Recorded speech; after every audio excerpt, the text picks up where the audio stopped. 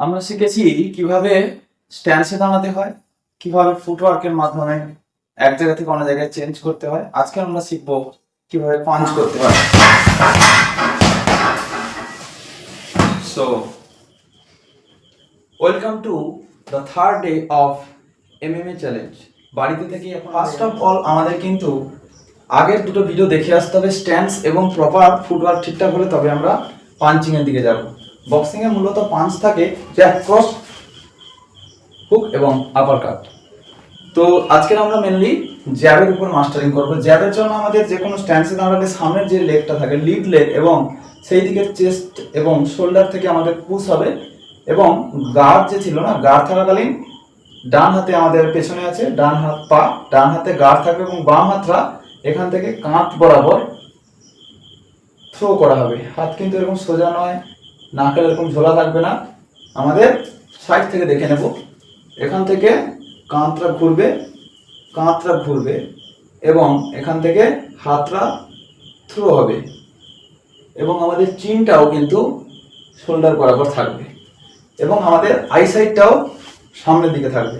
এবং আমরা প্রথমে স্লোলি প্র্যাকটিস করব, বডিটা মুভমেন্ট হবে এবং যখনই জ্যাবটা থ্রো হয়ে গেলে তারপরে আমাদের আবার আগের পজিশনে ব্যাক নিয়ে আসতে হবে এবং বডি মুভমেন্টটাও ঠিক সামনের দিকে এইভাবে যে পজিশনে ছিলাম সেভাবে ঘুরে যাবে। এখান থেকে টার্ন হবে, সঙ্গে সঙ্গে ঘুরে আসবে, এখান থেকে টার্ন হবে, ঘুরে আসবে সঙ্গে সঙ্গে।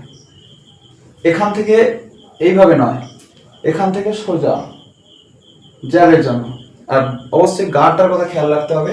প্রথম থেকে আমরা টেকনিকের সঙ্গে সঙ্গে গার্ডটাও অ্যাপ্লাই করার অভ্যাস করে রাখবো। এবার আমরা যদি সেইভাবে একসাথে পারি, এখন আমরা জ্যাবে আগে ভালো করে প্র্যাকটিস করতে হবে বারবার, তারপরে কিন্তু আমরা ফুটওয়ার্কের সাথে আস্তে আস্তে জ্যাব করবো, ফুটওয়ার্কের সাথে সাথে এরপরে ডবল জ্যাব আছে, ক্রস আছে, আপার কাট, হুক, ঠিক আছে। তো সেগুলো কিন্তু পরপর আমরা যাব। প্রথমে আমাদের জ্যাবটা ভালো করে শিখতে হবে এবং খেয়াল রাখতে হবে যে জ্যাবটা কিন্তু অনেক কাজে ব্যবহার করা হয়। যেমন আমাদের যে অপোনেন্ট থাকে তার থেকে ডিস্টেন্স মেনটেনের জন্য জ্যাব, অনেকটা গ্যাপ পেয়ে যাচ্ছি, ডিস্টেন্স মেনটেন যাতে করতে পারে বারবার জ্যাব থ্রো করা হয়, অথবা হিটের জন্য লাগে অনেক সময়।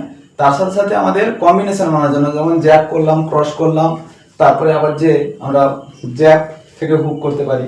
তো এইগুলোর জন্য কিন্তু আমাদের জ্যাব বিভিন্ন কাজে ব্যবহার হয়। তো প্রাথমিক পর্যায়ে আমাদের জ্যাবটা ভালো করে শিখতে হবে, তাই জন্য আজকে আমরা জ্যাবটা শিখবো। এবার আমরা স্পিড বাড়াতে পারি, স্লোলি প্র্যাকটিস করতে পারি। তো প্রথম বডি মুভমেন্ট খেয়াল করতে হবে, শোল্ডার থেকে যাবে এটা খেয়াল রাখতে হবে এবং দৃষ্টিটা সামনের দিকে থাকবে অপোনেন্টের দিকে। যেমন আমরা প্রথমে শুরুতে ভিডিও দেখেছি, একটা ব্যাগ ঝোলানো ছিল, ওটা প্র্যাকটিস করতে পারি।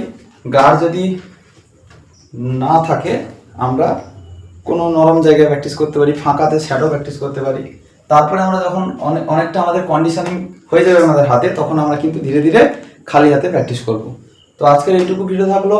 আরও এই সংক্রান্ত MMA সংক্রান্ত ভিডিও জানার জন্য, দেখার জন্য এবং নলেজ পাওয়ার জন্য আমরা গঙ্গাসাগর মার্শাল আর্টস একাডেমিকে ফেসবুক এবং ইউটিউব উভয় জায়গায় ফলো করে রাখবো।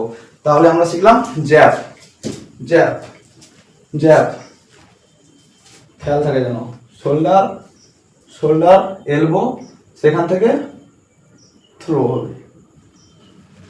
Thanks for watching. আমরা পরের ভিডিওতে নতুন কিছু সারপ্রাইজ পাচ্ছি। গুড বাই, জয় হিন্দ।